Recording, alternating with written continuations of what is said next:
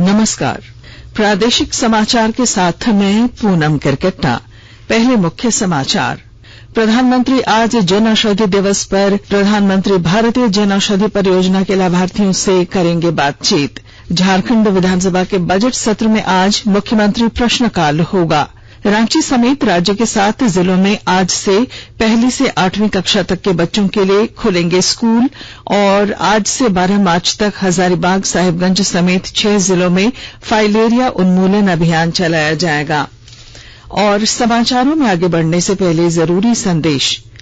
श्रोताओं से अपील है कि कोविड से सुरक्षित रहने के लिए कृपया इन 4 सरल उपायों का पालन अवश्य करें। पूर्ण टीकाकरण कराएं, मास्क पहनें, 2 गज की सुरक्षित दूरी बनाए रखें, हाथ और चेहरा साफ रखें। प्रधानमंत्री नरेंद्र मोदी आज जन औषधि दिवस के अवसर पर वीडियो कॉन्फ्रेंसिंग के जरिए प्रधानमंत्री भारतीय जन औषधि परियोजना के लाभार्थियों और जन औषधि केंद्रों के संचालकों के साथ बातचीत करेंगे। इस कार्यक्रम का विषय है जन औषधि जन उपयोगी। इस योजना की उपलब्धियों का प्रचार करने और इसके लाभ के बारे में जागरूकता पैदा करने के लिए हर साल 7 मार्च को जन औषधि दिवस मनाया जाता है। इस सप्ताह के दौरान जन औषधि संकल्प यात्रा, मातृशक्ति सम्मान, जन औषधि बाल मित्र, जन औषधि जन जागरण अभियान, आओ जन औषधि मित्र बनाएं और जन औषधि जन आरोग्य मेला जैसे विभिन्न कार्यक्रम भी आयोजित किए गए। नागरिकों के लिए सस्ती और सुलभ दवाएं उपलब्ध कराने की प्रधानमंत्री की परिकल्पना के अनुरूप देश के लगभग हर जिले में ये केंद्र बनाए गए हैं। इस समय देश भर में 8,600 से अधिक जन औषधि केंद्र कार्य कर रहे हैं।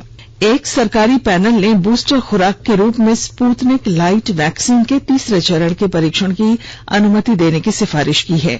सिफारिशों को अंतिम मंजूरी के लिए इसे भारत के औषधि महानियंत्रक डीसी के पास भेजा गया है। डीसीजीआई ने 4 फरवरी को भारत में स्पुतनिक लाइट वैक्सीन के लिए कुछ नियामक प्रावधानों के अंतर्गत आपातकालीन उपयोग की अनुमति दी थी। हैदराबाद स्थित डॉक्टर रेड्डीज लेबोरेटरीज ने बूस्टर खुराक के रूप में स्पुतनिक लाइट वैक्सीन के 3रे चरण के परीक्षण के संचालन के लिए डीसीजीआई को अपना प्रस्ताव भेजा था।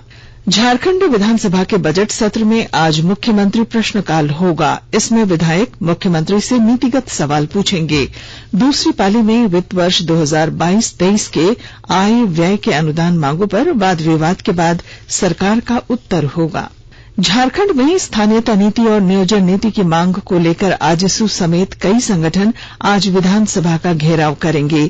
आजसू की ओर से 7 सूत्रीय मांगों को लेकर विधानसभा घेराव का कार्यक्रम निर्धारित है। इधर घेराव कार्यक्रम को देखते हुए पुलिस प्रशासन की ओर से सुरक्षा के पुख्ता इंतजाम किए गए हैं। अमृत महोत्सव के तहत आकाशवाणी के साप्ताहिक क्विज में आइए आप भी शामिल हों। आजादी के 75 वर्षों का पर्व अमृत महोत्सव प्रत्येक बुधवार शाम 7 बजे प्रसारित होने वाले प्रादेशिक समाचार के दौरान पूछे गए प्रश्न का सही उत्तर देने वाले एक प्रतिभागी इनाम का हकदार होगा। इसके लिए सुनते रहें आकाशवाणी रांची का प्रसारण। दिल्ली फ्लाइंग क्लब ने झारखंड नागर विमानन विभाग को उत्कृष्ट योगदान के लिए पुरस्कृत किया है। इंडियन पायलट डे के अवसर पर ग्लाइडिंग प्रशिक्षण कार्यक्रम में यह पुरस्कार दिया गया। कार्यक्रम में निदेशक संचालन कैप्टन एसपी सिन्हा को भारत और एशिया महाद्वीप में ग्लाइडिंग प्रशिक्षण उड़ान को झारखंड में अग्रणी स्थान दिया गया। पुरस्कार का वितरण ब्रिक्स के चैम्बर ऑफ कॉमर्स के चेयरमैन डॉक्टर बीबीएल मधुकर द्वारा किया गया। झारखंड नागर विमानन विभाग के पास 3 मोटर ग्लाइडर उपलब्ध हैं, जिसका संचालन रांची, दुमका, धनबाद और गिरिडीह हवाई अड्डों से विभाग द्वारा संचालित किया जा रहा है। राज्य और दूसरे राज्यों से प्रशिक्षण लेने के लिए युवकों, छात्रों और हॉबी फ्लायर्स का आवागमन लगातार झारखंड में होता है। इस तरह की ट्रेनिंग मॉड्यूल पूरे एशिया में झारखंड में ही है। केंद्रीय अन्वेषण ब्यूरो ने को लोकेशन घोटाला मामले में नेशनल स्टॉक एक्सचेंज की पूर्व प्रबंध निदेशक और मुख्य कार्यकारी अधिकारी चित्रा रामाकृष्णा को गिरफ्तार कर लिया है। सीबीआई ने कल उन्हें पूछताछ के लिए बुलाया और फिर गिरफ्तार कर लिया। उन्हें आज अदालत में पेश किया जाएगा। सेबी ने को लोकेशन घोटाला मामले में उन पर 3 करोड़ रुपए का जुर्माना लगाया है। आकाशवाणी के ताजा तरीन समाचारों के लिए आप हमारी वेबसाइट newsonair.com पर लॉग ऑन कर सकते हैं। ताजा समाचार Twitter handle @AIR News Alerts और Facebook page all India radio news पर भी उपलब्ध हैं। आप प्रादेशिक समाचार एकांश के ट्विटर हैंडल @AIR News_Ranchi और फेसबुक, इंस्टाग्राम पेज तथा YouTube channel AIR News Ranchi पर भी हमारे बुलेटिन सुन सकते हैं। प्रादेशिक समाचार आप आकाशवाणी रांची से सुन रहे हैं और अब पेश हैं कोरोना से बचाव के कुछ संदेश। कोविड-19 से बचाव और सुरक्षित रहने के 3 उपाय। मास्क लगाएं, 2 गज दूरी है जरूरी, सुरक्षित दूरी रखें, हाथ और मुंह साफ रखें।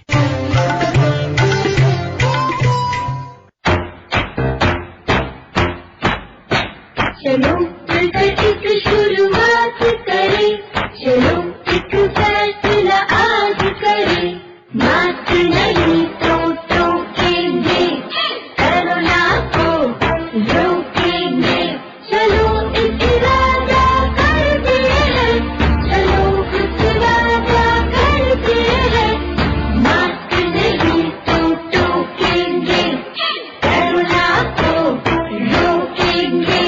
भारत सरकार द्वारा जनहित में जारी। प्रादेशिक समाचार में आपका फिर स्वागत है। झारखंड के 7 जिलों में आज से 1ली से 8वीं कक्षा तक के सरकारी और निजी स्कूलों में बच्चों की ऑफलाइन पढ़ाई शुरू हो जाएगी। ये जिले रांची, बोकारो, पूर्वी सिंहभूम, देवघर, चतरा, सिमडेगा और सरायकेला खरसावां हैं।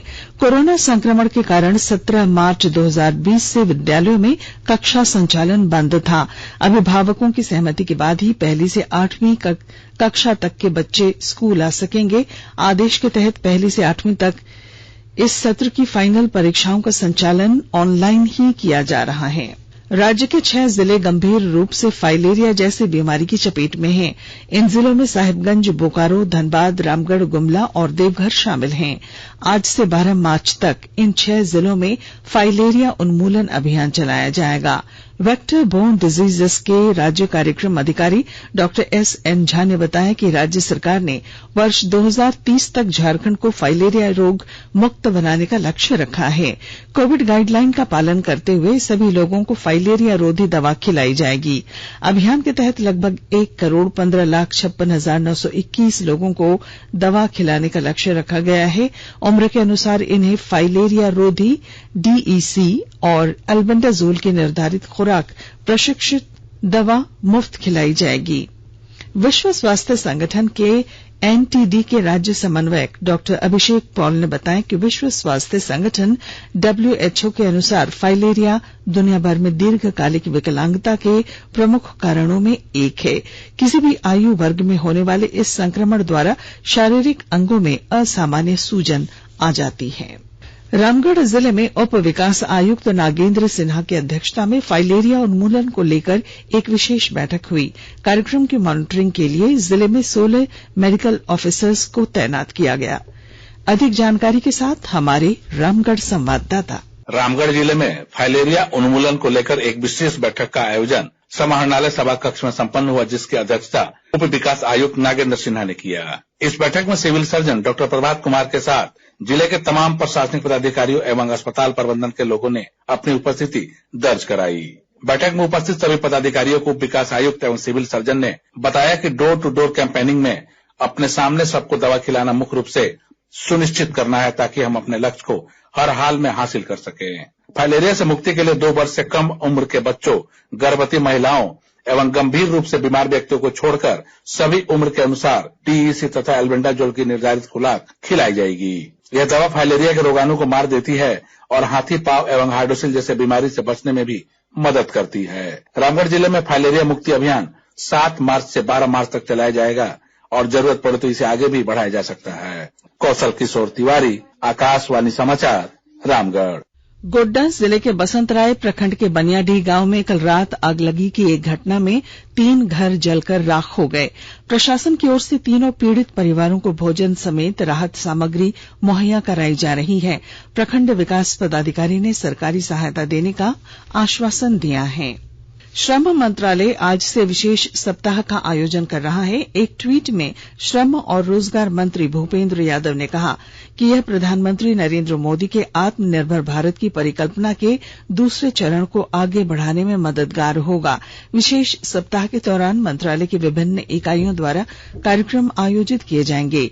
इनमें ई श्रम के अंतर्गत 25 करोड़ श्रमिकों का पंजीकरण, उमंग ऐप पर ई श्रम की शुरुआत, पेंशन दान योजना, राष्ट्रीय रोजगार सेवा केंद्र द्वारा रोजगार मेलों का आयोजन, रोजगार अभियान और देश के 65 स्थानों पर अनुसूचित जाति, जनजाति और दिव्यांगों पर विशेष ध्यान देते हुए रोजगार शिविरों का आयोजन शामिल है।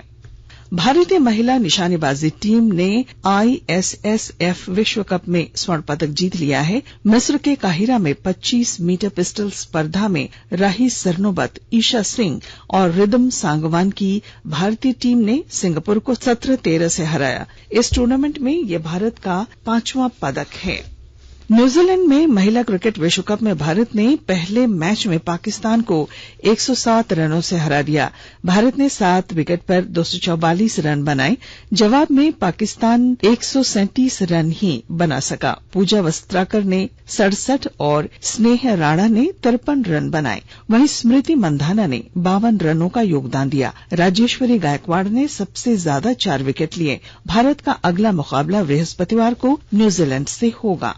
इधर भारत ने मोहाली में पहले क्रिकेट टेस्ट मैच में श्रीलंका को पारी और 222 रनों से हरा दिया है। भारतीय टीम ने 2 टेस्ट मैचों की श्रृंखला में 1-0 की बढ़त हासिल कर ली है। भारत ने पहली पारी 8 विकेट पर 574 रन बनाकर घोषित कर दी थी। जवाब में श्रीलंका की टीम पहली पारी में 174 रन और दूसरी पारी में 178 रन पर सिमट गई। रविंद्र जडेजा को उनके शानदार प्रदर्शन के लिए मैन ऑफ द मैच घोषित किया गया। रविचंद्रन अश्विन ने 435वां टेस्ट विकेट लिया और भारत के लिए टेस्ट क्रिकेट में दूसरे सबसे अधिक विकेट लेने वाले गेंदबाज बने। भारतीय क्रिकेट कंट्रोल बोर्ड ने इस साल होने वाले IPL क्रिकेट टूर्नामेंट के कार्यक्रमों की घोषणा कर दी है। मुंबई के वानखेड़े स्टेडियम में 26 मार्च को पहले मैच में चेन्नई सुपर किंग्स का मुकाबला कोलकाता नाइट राइडर्स से। और अब अखबारों की सुर्खियां। आज प्रभात खबर का शीर्षक है, अंतिम चरण में ऑपरेशन गंगा, वतन लौटे और 2500 भारतीय। हिंदुस्तान ने लिखा है, ऑपरेशन गंगा का अंतिम दौर, सूमी अब भी चुनौती। दैनिक जागरण ने अपनी सुर्खी बनाते हुए लिखा है कि 7 साल बाद पारा मेडिकल कर्मियों की होगी नियुक्ति। दैनिक भास्कर ने लिखा है, रूस यूक्रेन युद्ध का 11वां दिन, नागरिकों के विरोध ने रोके रूसी फौजों के कदम। रांची एक्सप्रेस की सुर्खी है, परखी जाएगी ग्रामीण जलापूर्ति योजनाओं की गुणवत्ता। और यूपी में आखिरी चरण में मतदान आज। इसे अंग्रेजी अखबार हिंदुस्तान टाइम्स और द टाइम्स ऑफ इंडिया ने प्रमुखता दी है। और अब अंत में मुख्य समाचार। प्रधानमंत्री आज जन औषधि दिवस पर प्रधानमंत्री भारतीय जन औषधि परियोजना के लाभार्थियों से बातचीत करेंगे। झारखंड विधानसभा के बजट सत्र में आज मुख्यमंत्री प्रश्नकाल होगा। रांची समेत राज्य के 7 जिलों में आज से 1ली से 8वीं कक्षा तक के बच्चों के लिए स्कूल खुलेंगे और आज से 12 मार्च तक हजारीबाग, साहिबगंज समेत 6 जिलों में फाइलेरिया उन्मूलन अभियान चलाया जाएगा। और इसके साथ ही आकाशवाणी रांची से प्रादेशिक समाचार का ये बुलेटिन समाप्त हुआ। नमस्कार।